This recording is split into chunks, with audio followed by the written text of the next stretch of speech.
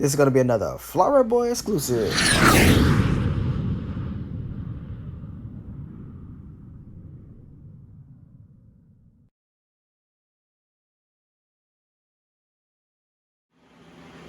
What's going on, guys? This is going to be another Flower Boy exclusive. I'm going to have some do's and don'ts. And hear me out.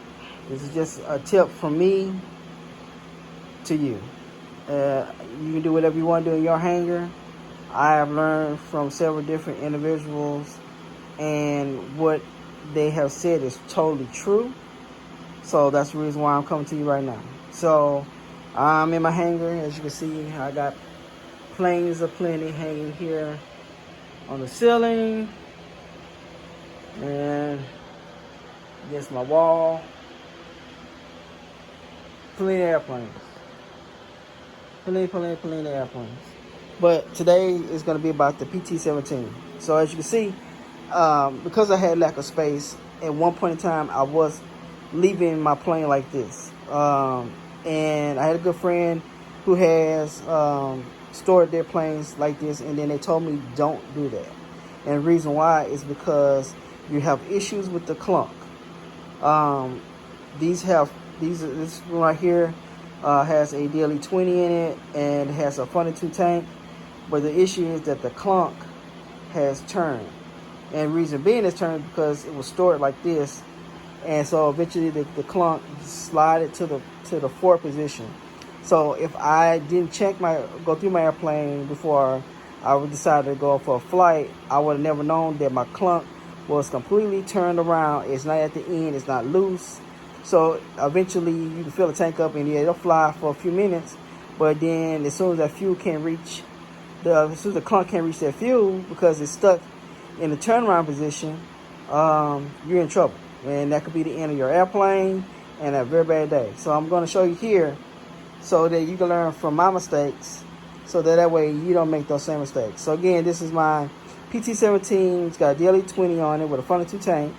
Luckily the tank is clear so you can see the clunk inside. So I'm going to show you just 1 second. All right.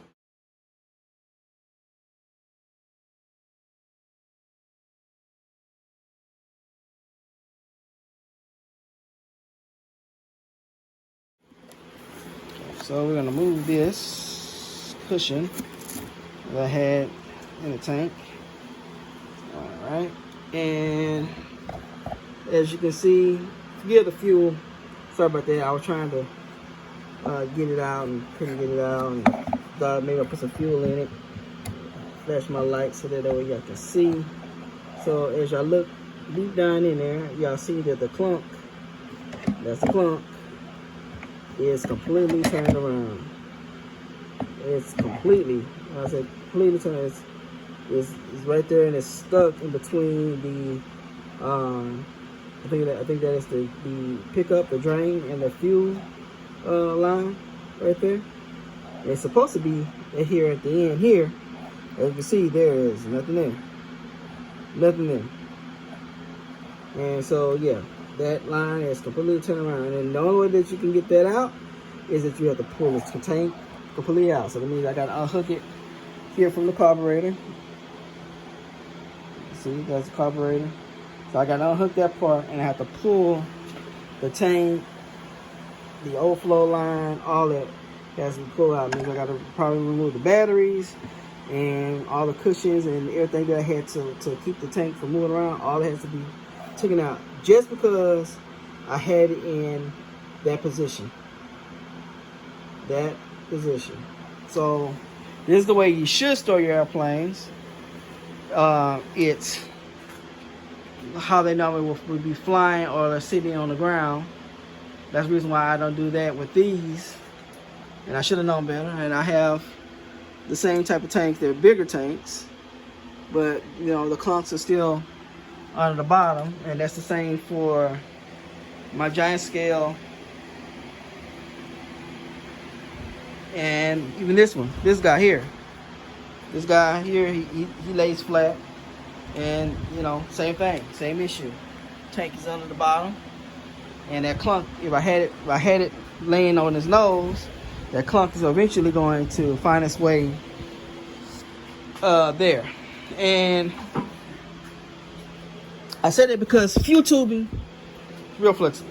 I mean, you can see this is fuel tubing, the same fuel tubing that's in there now, and it's super flexible. And you have a weighted end, which is the clunk, and that clunk is what sits at the bottom of the tube and moves around inside the fuel tank, so that way you can pick up fuel no matter what position or what angle your plane is flying in at the time.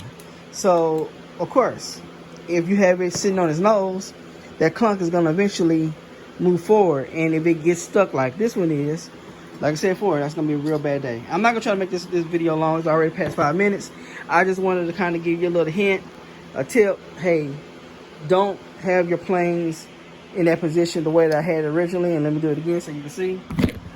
This is how I originally had the plane stored. And that was a big no-no. I've been told 1,000 times, hey, Kevin, don't leave planes like that because that could potentially happen. And it did. And if I didn't catch that, if I didn't, just periodically going through my airplanes, I mean, it's nighttime, you know, right now. And I was thinking, oh, maybe I'll go fly my airplane tomorrow. And I normally do a pre-check, go through the plane, make sure that everything is okay. And when I looked in that tank, sure enough, that's a big no-no. So now I'm gonna have to pull the prop, the cowl, pull that all out, just so I can get to the fuel tank, make a mess to get to it, and hopefully not break anything, just so I can get to it, take the fuel tank apart, correct the line, and then put everything back together. It's a big hassle. It's almost like you're starting all over again almost, but it is what it is. But like I said before, I'm doing this video so that way y'all don't make the same mistakes that I made. If y'all can learn from anything that mistakes I make, is for storage wise, flying wise, or any techniques that I might come across from some old cats that have been flying way longer than I have.